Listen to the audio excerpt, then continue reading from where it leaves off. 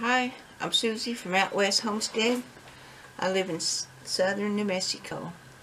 Today I'm making a video up for Ed in Arizona. He asked me some questions about gardening and said just writing it down. I want to tell you I made a video on it, on desert gardening. So Ed wrote me, and he got an orange tree, lemon tree, and a cherry tree, and he found them in Tucson. So he's close to Tucson, Arizona, and he wanted to know if it'd be okay, would it be better to put them in a big container or put them in the earth. So, you see right there? People will ask me questions about growing food in the desert, and I know that soil is so different in each state.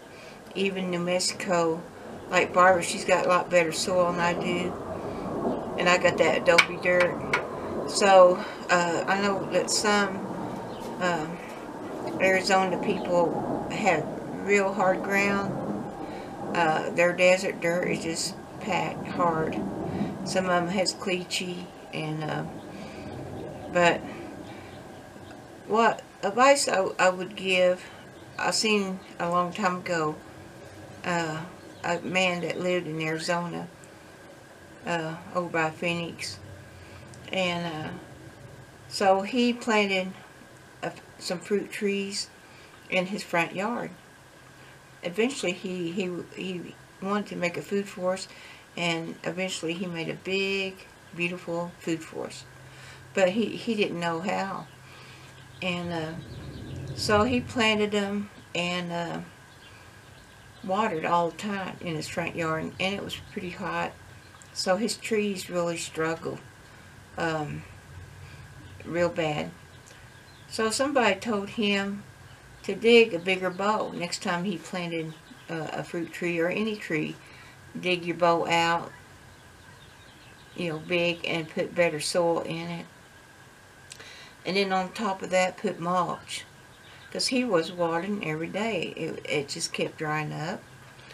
And he didn't know it was going to take so much watering. So he did that. He dug the bowl out, pretty big, and put better soil in it. And so his next fruit trees just done wonderful. And he got wood chips, and he covered them with wood chips.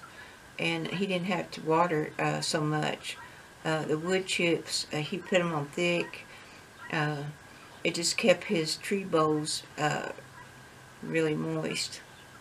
Now, if you was going to put them in a big pot, I'd still put mulch on them. But some people might want to put them in a big pot. And I don't know how cold around Tucson it gets in the winter. But some people like move plants in, or put them in a greenhouse or something like that. So if you use big pots, it'd probably work. But I don't really like to grow above ground. And I have done it before, but it's a lot more work and water. Always seemed that my plants were better below ground. But it's possible to put your trees in big pots and have them grow. And so this man, he learned that about digging out the bowl real good. And he was in Arizona, and when it was so hot and dry, he made a big food forest in his backyard. And his food forest just was lush. He didn't water so often, but it was really pretty. But that's how I feel. I feel like, putting the wood chips around the plants. And what we have is leaves, so we get a bunch of free leaves, and that works the same. But if you was gardening, I wouldn't put wood chips in the garden. I don't like to mess with wood chips. It's a little harder with wood chips, you know, around your food, but some people do it, and they do it just great. But I like the leaves around the plants. And the leaves, you know, decompose into good soil.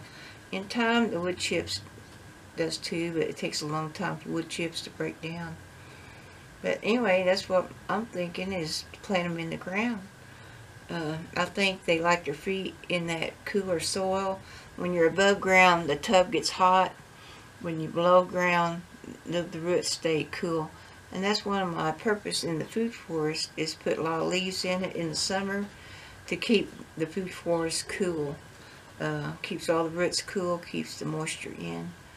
So that's what I'm thinking. But if there's any more desert rats out there that could give Ed any information about planting trees or gardening, go ahead and let us know. My dad would call Bill and me desert rats. And he liked the desert alright, but that's what he'd say. Are you desert rats? So I know there's a lot more desert rats out there than just me and Bill. But yeah, if y'all can tell Ed anything about planting fruit trees, I'd appreciate it. And he would too.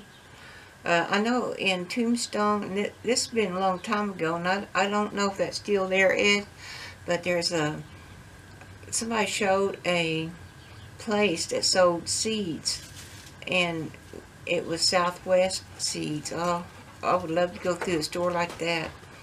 But it's like tomatoes and everything was climatized by desert.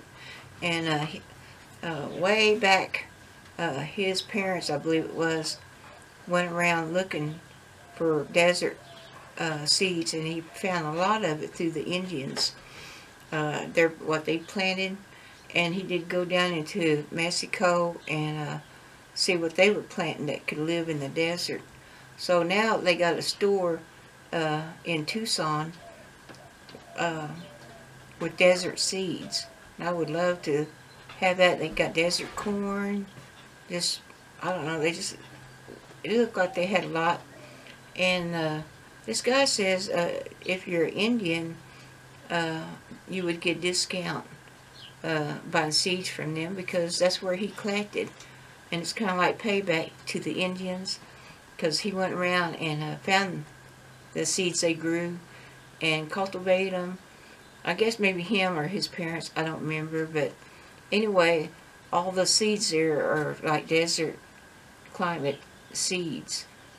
And I don't know the name of it, and if anybody finds out, and if they got a online place or a catalog I could get hold of, I'd appreciate it. I don't remember the name of it. I just remember it was in Tucson.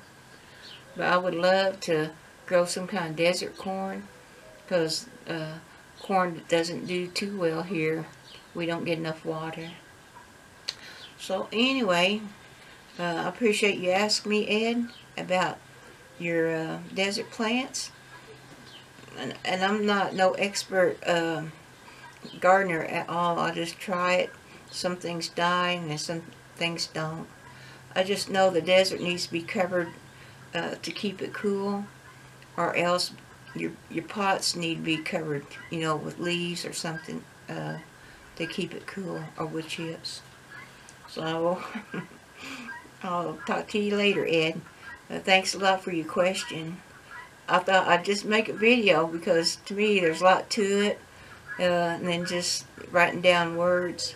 And anyway, I really appreciate, Ed, you watching and making your comments.